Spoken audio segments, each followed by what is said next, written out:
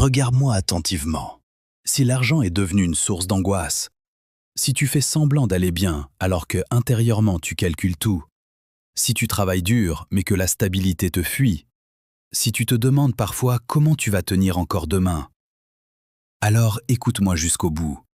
Parce que ce que tu appelles aujourd'hui chaos financier n'est peut-être pas là pour te détruire, mais pour te transformer. Beaucoup vont craquer, beaucoup vont abandonner, mais certains vont devenir inébranlables. La question n'est pas « pourquoi moi ?». La question est « qui vas-tu devenir face à ça ?» Nous vivons une époque où l'instabilité est devenue normale. Les prix montent, les revenus stagnent, les certitudes s'effondrent, les repères disparaissent. Et pourtant, on continue de demander aux gens d'être calmes, patients, dociles, dans un monde qui ne l'est plus. On ne t'a jamais appris à être résilient financièrement. On t'a appris à chercher la sécurité. Mais la vérité est simple et brutale. La sécurité a disparu. La résilience est devenue la compétence numéro 1. Partie 1. Comprendre le sens du chaos financier. Le chaos financier n'est pas une injustice personnelle. Ce n'est pas un signe que tu es incapable. Ce n'est pas une malédiction. C'est un révélateur. Il révèle ce que tu comprends vraiment de l'argent, ce à quoi tu dépends, ce que tu n'as jamais appris, ce que tu dois devenir. Chaque crise économique de l'histoire a séparé les humains en deux groupes, ceux qui ont subi, ceux qui se sont adaptés. La différence n'était pas le niveau de départ. La différence n'était pas la chance. La différence était la capacité à tenir debout quand tout tremble. Le chaos ne vient pas te dire « tu es fini ». Il vient te dire « tu ne peux plus continuer comme avant ». Partie 2. La résilience commence dans ta tête, pas dans ton compte. Écoute-moi bien. Avant de perdre de l'argent, on perd le contrôle émotionnel. Quand le chaos arrive, la majorité des gens paniquent, se replient, prennent des décisions sous stress, détruisent ce qu'ils ont mis des années à construire. Un esprit affolé crée une vie financière fragile. Un esprit calme crée des solutions. La résilience financière commence quand tu refuses de laisser la peur décider à ta place. La peur est normale, la panique est un choix. Pose-toi cette question honnêtement. Quand l'argent devient instable, est-ce que je réfléchis ou est-ce que je réagis? Celui qui garde la tête froide pendant la tempête voit ce que les autres ne voient pas. Partie 3. Briser l'illusion de la fausse sécurité.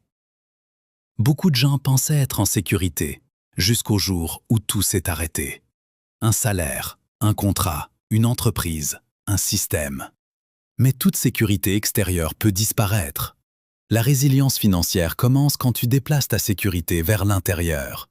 Ta vraie sécurité, ce n'est pas ton patron, ton pays, ton diplôme, ton entreprise. Ta vraie sécurité, c'est ce que tu sais faire. Ta capacité à créer de la valeur. Ta capacité à apprendre vite. Ton adaptabilité. Quand tu comprends ça, le chaos perd son pouvoir émotionnel sur toi. Tu passes de « j'ai peur de perdre » à « je sais m'adapter ». Partie 4. Devenir anti-chaos, compétences, discipline, stratégie. La résilience n'est pas un slogan, c'est un entraînement. Le monde d'aujourd'hui ne récompense plus les plus dociles. Il récompense ceux qui savent comprendre l'argent, gérer leur flux, créer plusieurs sources de valeur, vendre intelligemment, investir en eux-mêmes. Chaque compétence acquise est un bouclier contre le chaos.